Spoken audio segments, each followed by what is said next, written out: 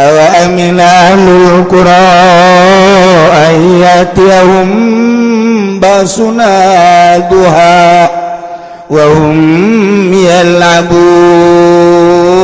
Jeung deui apakah ngarasa aman, ngarasa tenang-tenang bae ahlul qura ahli-ahli negara, khususna di negara urang ieu kabenaon kitu ngaranna negara Tangerang.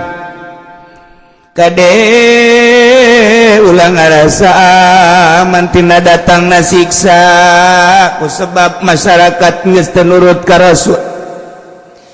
Titah ulah mabok marabok bae, titah ulah zina bae, titah ulah maling korupsi tapi nyana ngagawean bae, titah ulah kredit makin menjadi-jadi kreditan.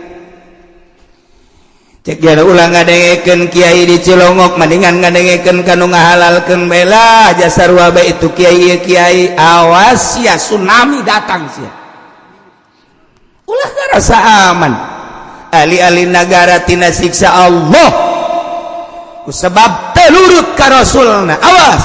Awas ya siksa ku aing cek Gusti Allah duhan waktu duha wa hum yalabun ketika nyana heureuyan ulinan ameng-amengan keur lalagan dele Aceh waktu duha tsunamikeun ku Gusti Allah. Yogyakarta penting ku Allah, Berang Padang Masya Allah kan urang teh geus ditegor ku Gusti Allah tuh galunggung deuleu tuh Yogyakarta tuh Padang tuh tsunami tuh Ciamis Pangandaran disunamikeun ku Gusti Allah, Sukabumi digoyangkeun ku Gusti Allah, Garut sing hade ulah aman-aman urang aman jasa nu mantak di dieu make bahasana ge afa amina ahlul qura. Maka apakah ngarasa aman ahli negara anu ngabarohongkeun ka Allah jeung ka Rasulna, geus ngabarohongkeun ka instruksi-instruksi Kangjeng Rasulullah anu dilanjutkeun ku para ulama.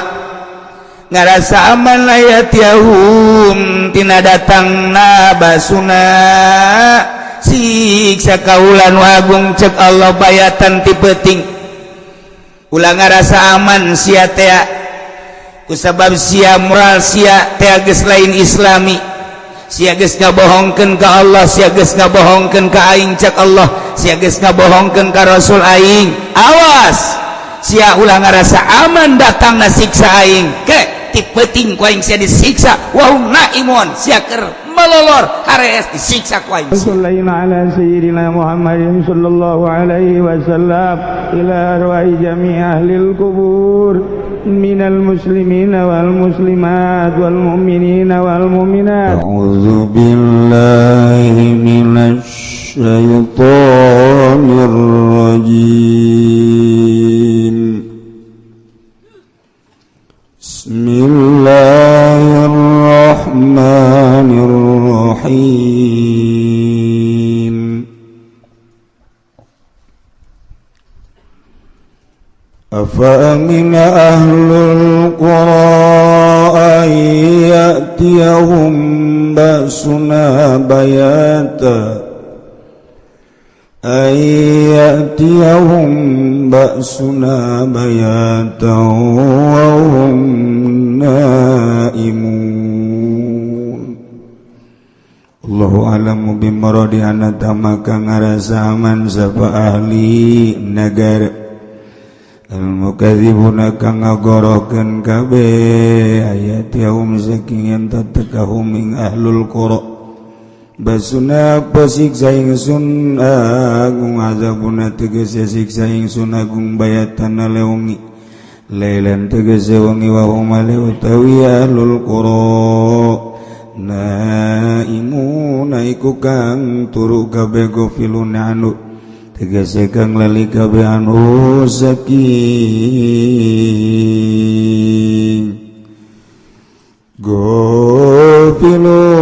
gofilun anhu tegese kang lali kabeh anu saking azabun ya'buduna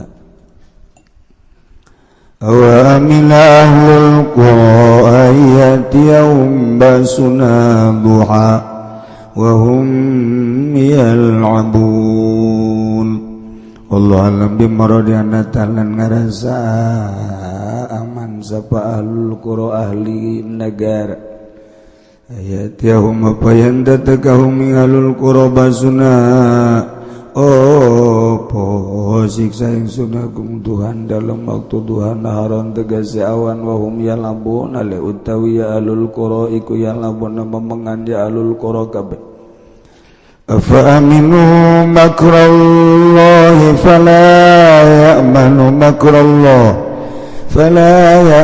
makrallahi illa alqaumul khasirun Allah alam bimuradi awalam afaminum anatamaka ngarasa man ya'lul qura makrallahi ing panyandupaya Allah istidrajau tegese pajungkun Allah iyahum ing ya ahlul qura min nikmatika lawan nikmat wa ahlim lan den siksane ahlul qura bagdatan kalawan kaget fala ya'manu makrallah maka orang ngarasa amaning pananyupaya Allah ilal qaumul khasirun angin sapa kaum kang tuna kabeh illal qaumul khasirun angin sapa kaum kang tuna kabeh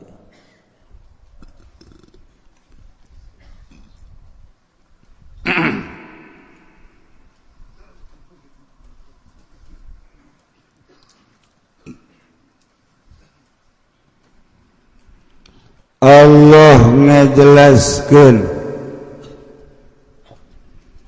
tentang ahli-ahli negara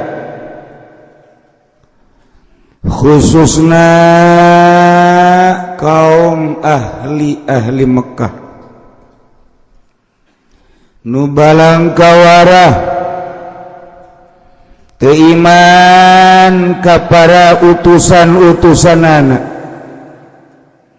anu balukarna ku sebab teu iman ka para utusanana disiksa ku Gusti Allah didongengkeun ku Gusti Allah tentang kaum Kangjeng Nabi Lut didongengkeun ku Gusti Allah tentang kaum Kangjeng Nabi Soleh dicaritakeun ku Gusti Allah tentang kaum Kangjeng Nabi Syuaib caritakeun ku Gusti Allah tentang kabangkawarahan kaum Kangjeng Nabi Hud kaum Kangjeng Nabi Nuh jeung nabi-nabi nu lainna anu teu percaya ka para nabi-nabina disiksa ku Gusti Allah Subhanahu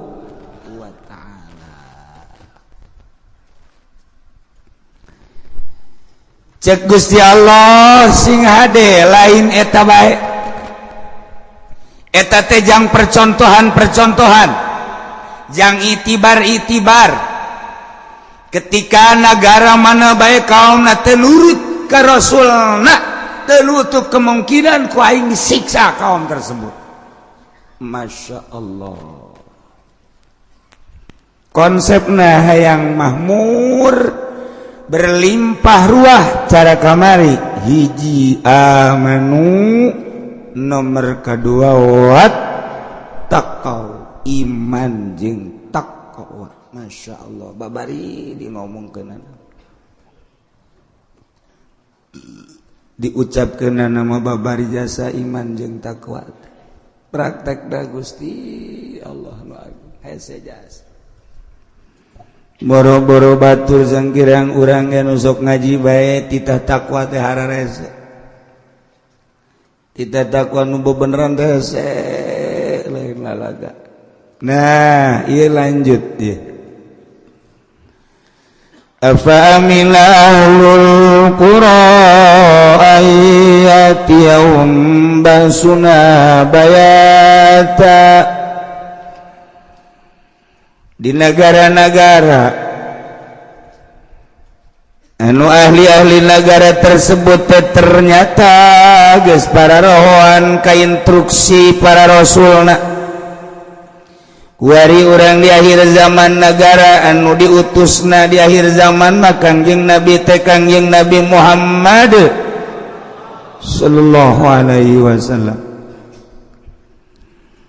Ulu itu zaman Kangjeng Nabi berlanjut ke zaman khalifah, berlanjut ke para tabi'in, berlanjut ke atba tabi'in, kuari urang di zaman kepemimpinan Jokowi.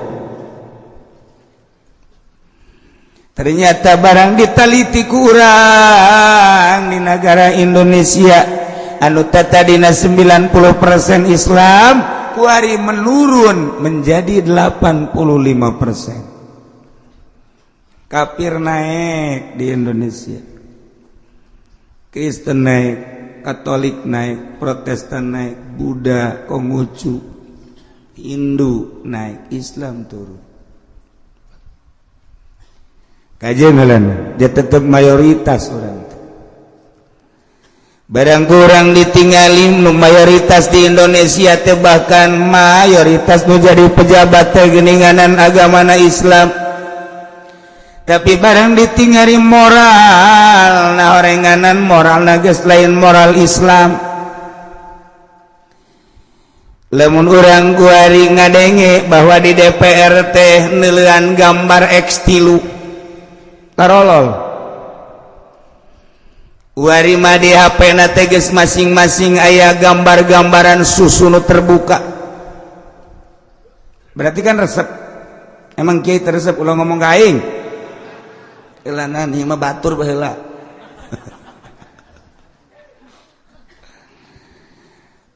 Eta keur carita si HP-na. Keur carita eta bagian daripada moral. Kuari lamun urang carita anu geus kanyahoan ku urang sabaraha menteri anu ngurusan negara urang anu disel, sabaraha gubernur nu eta teh ngurusan agama urang nu disel, sabaraha bupati nu ngurusan negara urang nu disel, sabaraha camat, sabaraha lurah. Berarti moral bangsa teh penggedena bagi geus kos kitu.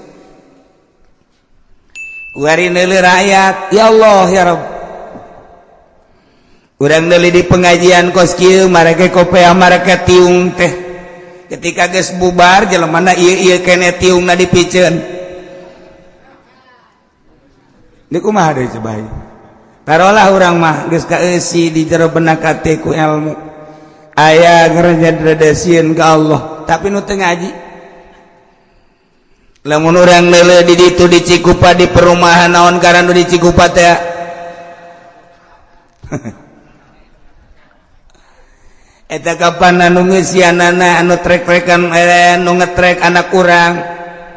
Anu mabok bukna beureum sabelah teh kapan anak urang, anu mamawa awewe teh kapan anak urang, hartina anak urang teh jelema muslim da teh. Moral berarti geus kos kitu. Ya Allah ya Rabbi. Ieu moral bangsa teh geus kumaha atuh? Geus eueuh persatuan jeung kesatuan teh. Geus teu ngahiji kuari. Urang neangan neuleuh nu mabok geus lain di Grogol deui, geus lain di Jakarta, lain di Bandung deui. Di hareupeun imah ku ari mabok. Di hareupeun imah ku ari judi, di hareupeun imah ku ari zina. Berarti moral geus parah jasa. Geus parah. Ulah disalahkeun ka masyarakat, ku disalahkeun dua, sinpani. Dua penggede, hiji ulama, dua umaro. Ketika eta rapi, masyarakat bakal rapi. Ketika eta teu ecrek, masyarakat bakal leuwih teu ecrek. Lamun kiai na bae anu jadi panutan di NU geus disogok atuh komo bangsa. Atuh komo umat. Endeu kumaha deui, tinggal kitu bae sule sese. Ngan alhamdulillahna NU Tangerang mah sareng henteu. Henteu maksudna teu kasogok. Henteu kasuap henteu teh mah alhamdulillah sehat teh mah bener mun lain lalagan ya bener. Ya setik ongkos mah masalah lah teh mah geus lah. Iya tuh baheula gravitasi dah gede ketika muktamar NU teh ingin mengikuti, selain sekadar ingin mengikuti tapi ingin menyaksikan. Oh, timana timeni berkorban demi NU. kuari masyarakat hanya biasa-biasa geus grafik henteu tertarik geus mun urang nyebuteun maunat gede teuing geus naon kitu ngaranna geus sinaran gede teuing geus nusuk nyamber teh naon ngaranna manit mah gede teuing. Masya Allah ya orang teh orang Edo teh kultur Edo ya rusak berarti negara ulah disalahkeun umat sebab kumaha nu dua pemerintah rusak kiai rusak umat lebih rusak pemerintah bener kiai bener umat bakal bener untung masih kene aya di hiji dua pemerintah nu rada bener ada ai bener jasa moal rada untung kiai deui lembur-lembur masih kayak nu rada bener jasa memang geus hese rada be rada nah ieu keur bari moral bangsa geus kos kieu geus teu ngatur ku ari geus teu nuturkeun ka Kangjeng Nabi seakan ngabohongkeun ka Kangjeng Nabi awas ketika Kangjeng Nabi nita salat jelema geus teu salat ketika Kangjeng Nabi nita puasa ambalaya nu teu puasa terbuka ku ari mah teu puasa teh ketika Kangjeng Nabi nita zakat jelema geus teu ngazarakat ketika Kangjeng Nabi tita nutup aurat bagi wanita ku ari geus terbuka ketika Kangjeng Nabi ngaharamkeun mabok jelema marabok ketika Kangjeng Nabi ngaharamkeun zina jelema zararina ketika Kangjeng Nabi ngaharamkeun korupsi maling jelema korupsi jeung maraling berarti ngabohongkeun ka Allah ngabohongkeun ka Kangjeng Rasulullah sallallahu alaihi wasallam geus sing hade ulah aman-aman urang aman jasa nu mantak di dieu make bahasana ge apa amina ahlul qura maka apakah ngarasa aman ahli nagara anu ngabarohongkeun ka Allah jeung ka Rasulna geus ngabarohongkeun ka instruksi-instruksi Kangjeng Rasulullah anu dilanjutkan ku para ulama ngarasa aman layat yahum tina datangna basuna siksa kaulan wagung cek Allah bayatan ti peuting ulah ngarasa aman sia teh kusabab sia moral sia teh geus lain islami sia geus ngabohongkeun ka Allah sia geus ngabohongkeun ka aing cek Allah sia geus ngabohongkeun ka Rasul aing awas sia ulah ngarasa aman datang na siksa aing ke ti peuting ku aing sia disiksa wahum naimun sia keur melolor harees disiksa ku aing sia Yogyakarta gempa peuting bre Masya Allah gofiluna anu keur poho kana siksa ku hari mah tu para roja kabehan ge urang inget so tadi jero pangajian ja geus kalaluar mah ja paroho kabeh ge kumaha para rohona atuh kiai bae ge sanggup nonton TV isuk datang ka magrib datang ka peuting kiai ada kiai goblok teh si kiai tolol teh kiai lah cek aing mah minggu hareup moal ngaji deuna ge atuh kiai berjamaah jeung santri nonton main bola di TV cak jana istiqomah jana kan poho ka Allah eta ngaranna poho ka Allah geus puguh nya beralasan ieu mah cenah kiai boga TV ge jangan ngadengekeun berita tuh kumaha sia bae sia-sia nu boga tuh sia-sia nu bisa atuh aing mah teh hayang teh naon Allah satu sia teu kudu ngomong ka aing bener sia kitu bener sia salah sia ya ternyata tuh kararieu bae jadi TV teh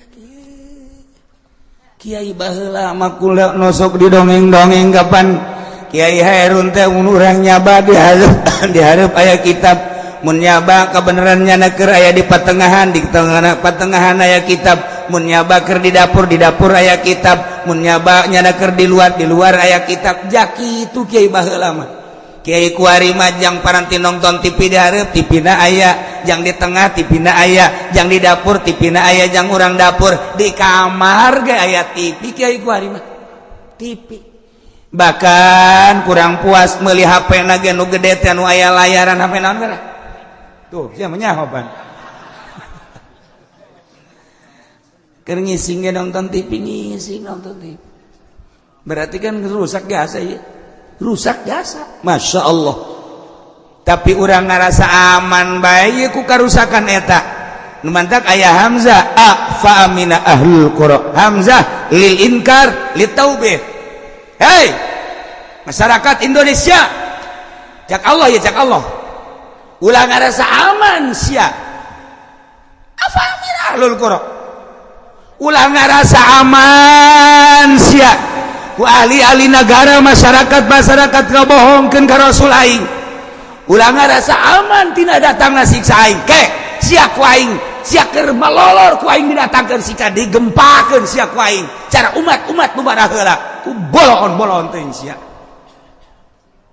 eta takos kitu ulah ta fa amina lil inkar atawa li taubeh cek Gusti Allah ilmu aya di sia pangarti aya di sia masyarakat amburadul ku sia diantepkeun aduh sia teh kunaon ngarasa aman-aman teuing atuh sia teh kana datangna siksa aing ku bego sia teh ilmu sia teh eta teh titipan ti aing kunaon ilmu sia teh teu ngajagaan ka sia eta teh hawa nafsu sia nu pohara jasa hehe cak Gusti Allah nanaonan sia tau beta ku tolol-tolol teuing sia tuh geuleuh masyarakat ahli negara anu geus rusak tapi sia ngarasa aman bae deuleukeun sia lamun sia ngarasa aman bae kade sia deuleuh umat nu baheula ngahinakeun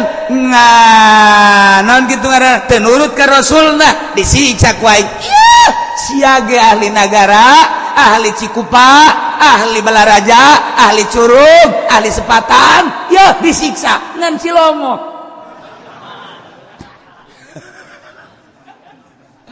aman sebab eueuh nu zina di Cilongok mantep nu mabok eueuh nu judi eueuh di Cilongok mah aya ge di Balaraja ngan di deuleu KTP-na urang Cilongok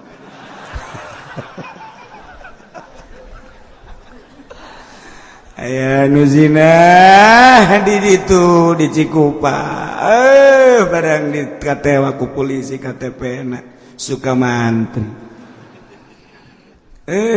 ngan ngana di luar jadi tetap diri mah diamankeun sebab di luar gitu paling goyang setik lah ya Allah ya Rob sing hade urang ulah aman-aman ka kade Allah geus ngadongengkeun umat-umat nu baheula anu teu nuturkeun ka Rasulullah inkar ka Rasulullah disiksa atuh sarua anu ku ari nya marukan kumaha ya Allah ya Rabb awa aminahul qura ayatihum basuna duha wa hum yal'abun jeung deui apakah ngarasa aman ngarasa tenang-tenang bae ahlul qura ahli negara khususna di negara urang ieu kabenaon kitu ngaranna negara Tangerang kade ulah ngarasa aman tina datangna siksa ku sebab masyarakat geus teu nurut ka Rasul titah ulah mabok marabok bae titah ulah zina bae titah ulah maling korupsi tapi nyana ngagawean bae titah ulah kredit makin menjadi kreditan cek jana ulah ngadengekeun kiai di Cilongok mendingan ngadengekeun kanu ngahalalkeun bae lah jasa rua bae itu kiai awas ya tsunami datang sia ulah ngarasa aman ahli-ahli negara tina siksa Allah sebab telurut ka Rasulna awas ya siksa ku aing cak Gusti Allah duhan waktu duha wa hum yalabun ketika nyana heureuyan ulinan ameng-amengan keur lalagan deuleu Aceh waktu duha tsunamikeun ku Gusti Allah Yogyakarta penting ku Allah Berang Padang Masya Allah kan urang teh geus ditegor ku Gusti Allah tuh galunggung deuleu tuh Yogyakarta, tuh Padang, tuh tsunami, tuh Ciamis, Pangandaran disunamikeun ku Gusti Allah, Sukabumi digoyangkeun ku Gusti Allah, Garut ieu ge panas termasuk teguran ti Gusti Allah. Kane ulah ngarasa aman.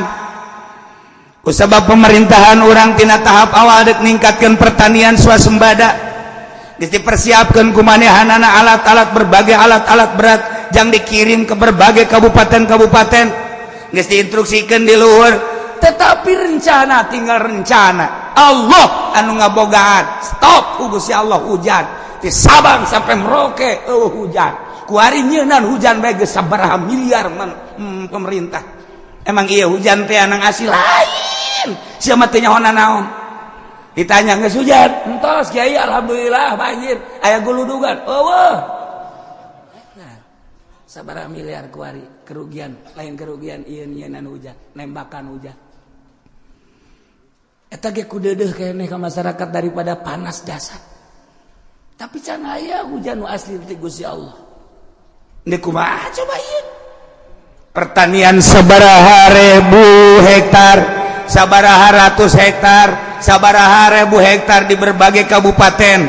Anu geus teu kalah telaan ku hari teh. Masyaallah. Tinggal aya karawang-karawangna doang geus lain tina cai hujan, tina jatiluhur, tina kiriman-kiriman ti itu. Senyaho urang jatiluhur lamun disaatkeun ku Gusti Allah, dak nu madak di urang we di urang sadane bocor. Ternyata PDAM na teh jalan jang kota mah rahasia Allah. Saat sumur eueuh caian sadane kandas, bendunganana bocor, nu kasedot adalah taneuh. Nek kumaha deui? Rahasia Allah. Keur ditegur urang ku Allah sia ade. Kunaon urang ngomong kejadian alam, kieu lah alam. Balikeun atuh pikiran. Ieu langit nu Allah, ieu bumi nu Allah, urangna nu Allah, kita nurut ka Allah, ketika teu nurut ka Allah melalui rasul jeung ulama nu balaleuneur teu nurut siksa sak wae. Ieu kakara teguran-teguran tetep bae sugan aya pamerintahan nu ngadengungkeun tobat can aya. Sugan aya kiai ayu urang tararobat can aya. Kebae kiai ge nunggu instruksi ti pemerintah. Sebab naon? Aya instruksi masukan bae aya ieu. Tah moal beres tobat kos kitu mah timbul tina nurani. Nurani atuh timbul ieu, masyaallah. Masyaallah karing. Hararese amat. Tuh. Urang lamun nyebut nurani, ngeunah asup ka jero hate. Tamun nyebut birani, simba eta mah. Iya. Nah, ya. Tegar ku Gusti Allah, ulah ngarasa aman, hei ahli Cikupa. Ulah ngarasa aman, hei Sepatan. Ulah ngarasa aman, hei Tangerang. Seluruhna, bupatina, instansina, para kiaina ahlul qura. Kabeh berarti tina pejabat, ulama jeung masyarakatna. Amin ahlul qura. Ulah ngarasa tenang-tenang bae di bare panas ulah. Titah tobat tah coba. Beuh, lamun aya bupati kuari ngayakeun kitu pembersihan, tidak boleh ada yang mabok. Ketika ada yang mabok panggil, gesel. Ketika aya nu zina panggil. Mun aya rangda bawa ka ditu ka pendopo, amankeun ku bupati, mantap. Cek bupati teu kudu dititah kiai itu mah. Aya rangda diamankeun mah. Kabehan ulah nungguan cumantak ahli-ahli Allah mah kuari ge hudang ti peuting henteu mikiran sorangan mandi salat terus tadarruk ka Allah tahajud salat hajat terus ka Gusti Allah ya Rabbi ieu teguran ti Gusti panas lain lalagaan lantaran can aya tanda-tanda ndek hujan menurut ahli palakan kadeuleut tanda-tanda lamun ndek aya hujan mah Dukukula diceritakeun kamari teh lantaran malaikat nu ngageugeuhna per tahun, per bulan, per minggu, per harina teh aya ngaran-ngaranna nyana selalu mere tanda-tanda lamun deuk hujan mah malaikat poe ieu teh malaikat kukula moal dicaritakeun ngaranna mun urang nyaho bahwa nyana teh mere tanda deuk hujan malaikat anu ngageugeuh poe ieu malaikat anu ngageugeuh dina minggu ieu mere diantarana tanda deuk hujan teh aya angin anu tiis kana ceuli cek malaikat ku aing dibere ketika endek hujan asli ti Gusti Allah ceuli katiup ku angin tiis tuh mulai aya sia mah tilok memperhatikeun kan tiup ku malaikat ditiup teh malaikat tilok main-main malaikat memang main-main teu mun malaikat main-main bahaya mun aya malaikat lalagaan kamari ke tahun baru jelema make trompet pratet pratet pratet malaikat Israfil neuleuh wah nu aing jadi tiup ya gua blot atuh bahagia cilaka ujiannya mau kumaha gitu malaikat bantu terpancing emang kipu doli terpancing lamun malaikat Israfil terpancing urang geus aya di mana meureun atuh henteu ceuk nya aing menungguan instruksi bae mendak mahasiswa di Bandung dari Bandung mempertanyakan ke dosenna Pak ya saya mau bertanya ada apa malaikat Jibril itu kan tugasnya memberi wahyu membawa wahyu kepada para rasul iya sekarang kan rasulnya sudah tidak ada berarti dia pensiun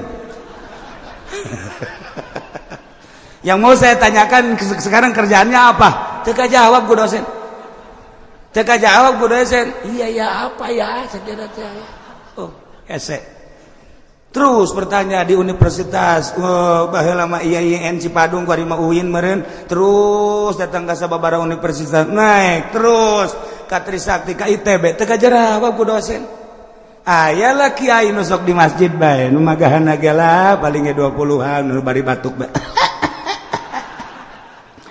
asal maca wa yajibul mukallaf asana ieu bisa ngajawab mah ieu Nyana nanya, kayak ya, saya mau tanya, ada apa?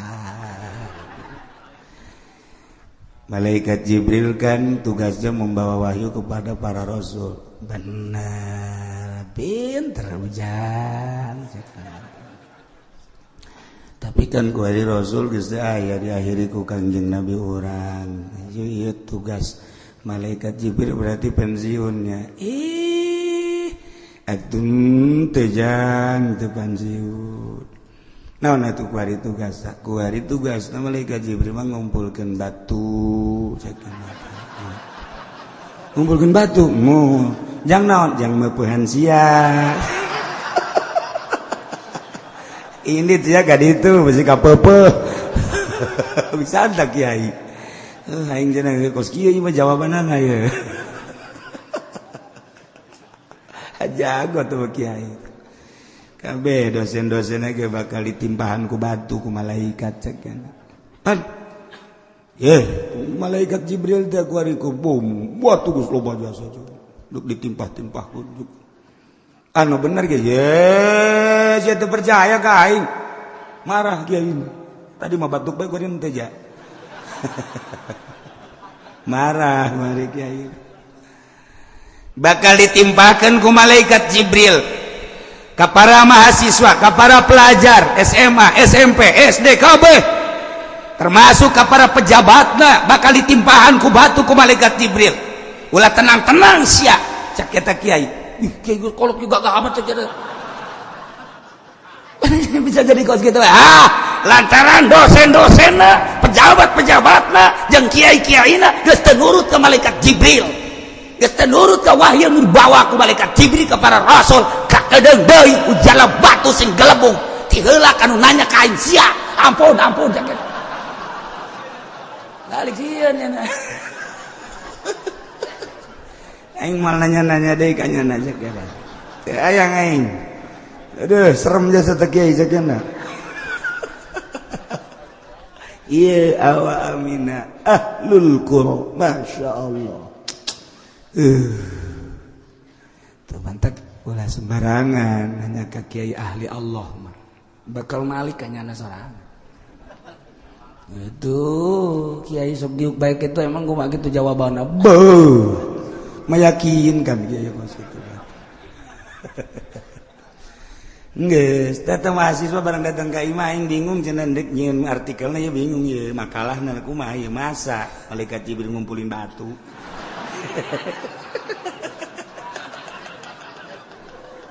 Jadi bingung nya ge. Aduh aing, sakieu teh. Datang deui itu mahasiswa. Datang deui mahasiswa. Kiai jangan sembarangan sakieu. Ini harus berdasarkan dalil sebab saya sedang membuat itu makalah yang akan diajukan ke dosen. Jadi kalau saya ini bertanya harus ilmiah jawabannya. Diuk siap bego. Oh, nyana geus geter-geter. Aing sekali ieu cenah lah geus lang, moal nanya deui geus aing mah. Iya dibere ayat nih. Afa aminalul qura 2 ayat. Afa aminalul qura ayatihum basuna bayata wa hum naimun. Awa aminalul qura ayatihum basuna duha wa hum yal'abun. Emang tiba heula ge malaikat Jibril anu dititah nyiksa-nyiksa ku Gusti Allah tadi instruksikan ku Gusti Allah melalui malaikat Jibril. Jibril balikeun itu nagara anu dicicingan ku kaum Kangjeng Nabi Lut, balikeun. Jibril nu dititah. Jibril itu bere angin kaum Kangjeng Nabi Hud tiupkeun angin instruksikeun. Jibril nu dititah. Nah, baca ku sia ayat ieu. Ketika dosen ngadidik geus teu karena Allah karena materi jeung duit. Ketika rektor hanya untuk mencari sesuap nasi di universitas jeung di institut. Ketika kiai ngajar geus teu ikhlas, hanya memamerkan ilmu-ilmuna di berbagai majelis taklim, berbagai kantor dan berbagai tempat-tempat. Tunggu tanggal mainnya. Jibril bakal datang nyiksa kiai-kiai tersebut. Kadenge ku teu sia mahasiswa. Geus kalau mal nanya di sabada sia edit sia ka ditu diperdalam ku nya ieu ayat ieu bener begitu diperdalam ceriknya dibere hidayah ku Gusti Allah. Setelah hidayah neangan guru kapanggihlah jeung seorang wali Allah nyana berguru ditinggalkeun ku nyana pendidikan formal anu nyana meunang kitu ngaji atau sekolah dididik di SD SMP orang Indonesia mal dibejakeun ngaranna hirup kene ku aring geesan nya nama. Tetapi setelah saya sarjana geus ditinggalkeun di Picin mun di urang Ki Mupasir eta teh sarjana hukum esa di Picin ku nyana kasarjaanana topi nu hideung nu aya buntutan ka dieu teh Masterna geus eueuh, eta Ki Mupasir tanya ka Ki Mupasir. Salah saurang deui mahasiswa nu ieu nu kukula didongengkeun nu bertanya-tanya tentang malaikat Jibril, dijawab nu ngajawabna geus maot kiai di Bandung. Nah, ku ari nanyana ibadah ka Gusti Allah. Bahkan Menteri Penerangan Harmoko datang ka manehanana.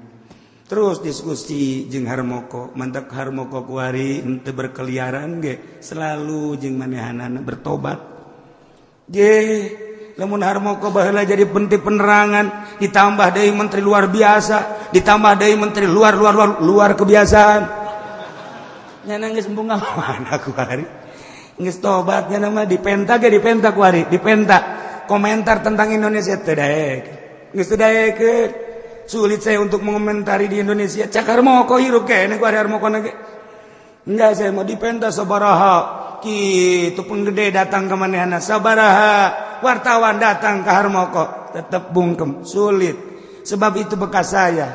Sebab dari saya lengser bukan makin membaik, makin hancur. Sejak saya menjabat saja sudah begitu, apalagi sekarang. Jadi mau membicarakan tentang Indonesia bagaimana? Harmoko na hirup kene. Jadi kiai nang nyana ulah nanyakeun ka aing. Saya kiai nang di mana nyawa kos itu ulah sok nanyakeun, saekeun sia ku aing. Hirup kene Harmoko. Tuh, emang kumaha? Embung nya mah. Embung, tidak mau saya. eta teh kos kitu teh dipublikeun di koran sebab naon ngisinkeun bangsa. Orang luar negeri emang teh loba nu datang ke Harmoko di Inggris di Amerika loba nu datang. Tetapi apa pernah dijawab tentang Indonesia? Tidak. Ketika nanya tentang Indonesia, tanyalah kepada pejabat yang sekarang sedang menjabat. Ketika ditanya bagaimana Pak Harmoko tentang Presiden Jokowi, Jokowinya masih hidup, tanya Jokowi. Bagaimana tentang PDI, Megawatinya masih hidup, tanya Megawati. Harmoko geus teu daek. Masya Allah, hebat jasa. Geus ya nama. Kuari mau sajadah, sholat, boga perusahaan leutik jeung sakadar nutupan kabutuh manehanana. Indah jasa hirup tah. Nyana sering berdiskusi jeung mahasiswa eta, kabeneran aya guru seorang kiai ahli Allah, nyana ngaguru kadinya asup ka jero hatena, ninggalkeun dunia perpolitikan, perekonomian, perbudayaan kuari menuju ilahi Allah Subhanahu wa ta'ala. Ilah ayat bedas lain lalagaan. Lamun ahli negara wari brutal, moralna rusak, kemudian tersadar timimiti anu ngageueuh dia ta wilayah, kabupaten, bupati jeung instansina, provinsi, gubernur jeung seperangkatna, luhur RI 1, para kiaina baik di MUI tingkat atas, MUI tingkat daerah, MUI tingkat kecamatan, tersadar leuleuh kebangkrutan moral bangsa. Awas cak Gusti Allah, ulah tenang-tenang atuh sia. Siksa ku aing sia mun teu penting beurang ku aing sia disiksa. Ulah nungguan siksa ieu geus tegoran lain lalagaan. Gunung nu kuari batuk bae geus sabaraha gunung. Geus teu bisa diobatan batuk bae terus ke gunung. Meureun tah mah geus aya ieu kan virus beureun di jero teh. Ieu geus teu bisa. Masya Allah. Lain lalagaan ya di urang teh panas sing hade tegoran ti Gusti Allah. Hujan hanya sekedar buatan jang supaya niiskeun daerah ulah terlalu panas. Hujan asli mah asup ka taneuh timbul cai ti handap ka luhur. Ieu teu. Hujan asli mah lain deui, lamun tas hujan jukut jarara di harejo. Ieu teu. Gitu coba. Tetapi tetap urang alhamdulillah rada tiis bae. Ngan lain eta, coba nu kudu disadarkan lain hayu babarengan, lain hayu kompetisi jeung Allah. Panas, hujankeun ku aing, panas, hujankeun ku aing. Aing ge bisa nyieun hujan, aing ge bisa nembak hujan, aing ge bisa. Ya, cek Gusti Allah, dipanaskeun leuwih, mantep sia ku aing.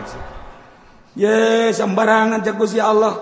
Lain hayu nasehatan masyarakat dulur.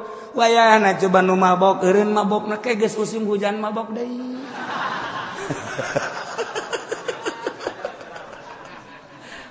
Tukangan nasehatan Golkar nama kos gitu Pak.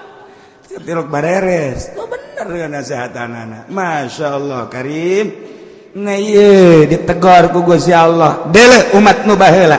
Teu nurut ka Rasulna siksa ku aing. Tidak menutup kemungkinan kuari teu nurut ka Rasul aing siksa ku aing. Ulah ngarasa aman sia nonton TV bae, nonton film bae, SMS-an bae, HP-an bae sia dan lain-lain sebagainya. Terus korupsi, terus maling, terus zina, terus mabok dan lain-lain sebagainya. Deuleukeun ku aing mun teu beurang penting siksa sia ku aing.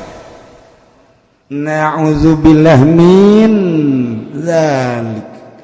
Afa aminu makrallah fala ya'manu makrallahi illal qaumul khasirun.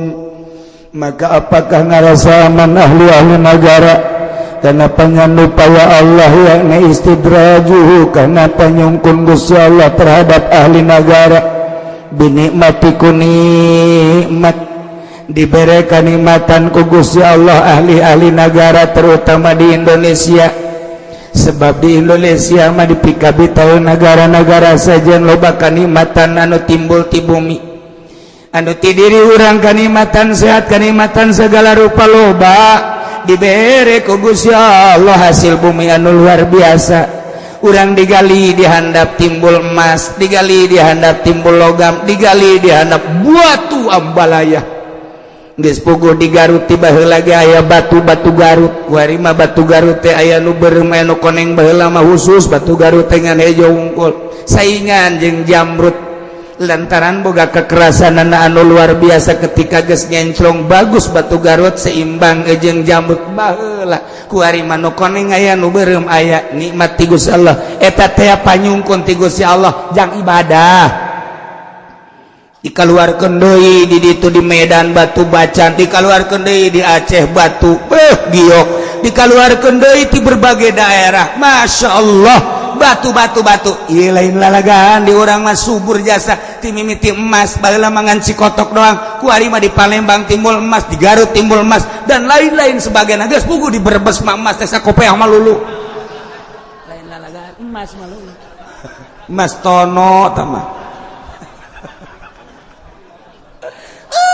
logam teh perak teh perunggu teh ya Allah ya Rabbi lamun urang ningali pabrik besi baja ti koran aya di urang lain lagan teu beak-beak besi datang kanu jadi direkturna datang kanu jadi bosna urang Australia urang luar negeri urang Indonesia hanya jadi karyawan biasa Masya Allah karim geus puguh lamun urang nyaritakeun emas anu aya di luar anu dibawaan ku Amerika urang mangan sakadar memandang dipuatkeun ka kapal diproduksi di urang diproduksi di kapal gelenyeng dibawa ka ditu urang nu bogana sebagai bangsa Indonesia ngan sakadar neule doang nu untungna hanya penggede di luhur jeung Amerika nu urang teh lain nagaranya negara nu urang barang pajak terus-terusan ketika urang tuh mayar pajak marahnya anak tetapi keuntungan anak lain dipakai ngabangun bangsa jeung negara hanya nyana doang ngan presiden urang mah tetep henteu korupsi henteu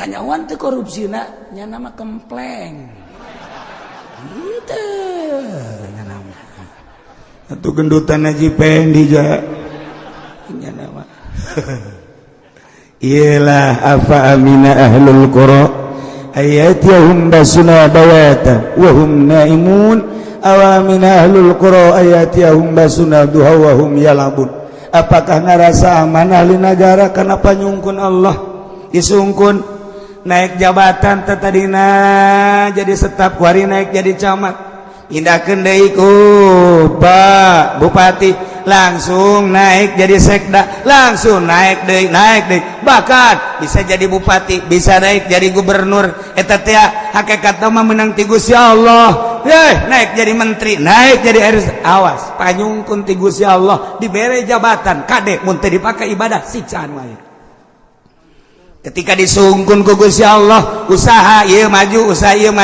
maju wow jadi kelas urang teh di dunia teh mungkin tina 100 pengusaha dunia urang teh bagian anu kesekianana weh luar biasa panyungkun ti Gusti Allah leletikanana urang dagang nu tadina mah biasa bae kuari barada maju panyungkun ti Gusti Allah pake ibadah nurut ka Kangjeng Rasul henteu nurut siksa bakal ketika orang dibere awak sehat kurang dipakai muyah maye lalagaan heureyan pakai maksiat ka Gusti Allah disungkun ku Allah dah caknya aja aing teu naon awak aing dipakai maksiat ge geuninganan Allah kieu bae ka aing mah deleukeun sakedeung deui panyungkun ti Gusti Allah bakal dicabut diganti ku siksa sing deui lain lalagaan nah nu mantak ditegur ku Gusti Allah apa aminum makrullah apakah ngarasa aman ahli negara karena